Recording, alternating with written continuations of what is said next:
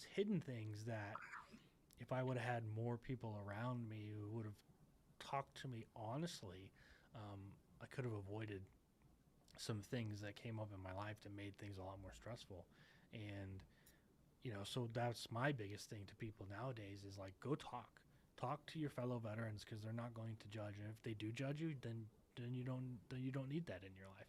Go find the ones who won't judge you and will say, hey dude, I understand where you're coming from, let's get you some help. Have you talked to this person? Because I've met so many people that are like, I hate the VA, and then I've met people who are like, yo, the VA, this program changed my life. Hmm. You got to find people who have those resources, who are willing to tell you about it, and then to take you there and then help you walk through it. Yeah, yeah, exactly. I mean, there's there's been so many improvements even since 2017 with the VA, and especially with women veterans. I mean, they've really stepped up their services, which is great to hear. It means we're being heard. Yeah, we're being heard by someone, from on all fronts. And again, with women veterans, I think that's really important too because there's a lot of services there that I think are needed, and especially when it comes to, like sexual trauma and things that are a Hmm. little more sensitive. Um, I think we take those things. I don't want to say take them for granted, but I think we underestimate what is really needed in those Yeah. areas sometimes, and um, there's talk of women's role in the military and do they belong in combat units and should we change standards, and all this stuff. And I think if you're going to have those conversations, you have to ask what's going to happen after service because whatever you decide to do, you still have to take care of people afterwards. And um, I think that's really really important to not forget that it doesn't stop once you take the uniform off. Yeah, and that's so hard for, just government to do, policy to do in general, is to um think of the aftermath. It's always a reactionary, not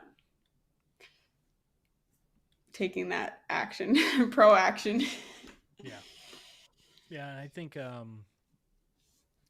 something that really gets me is the bureaucracy and the red tape.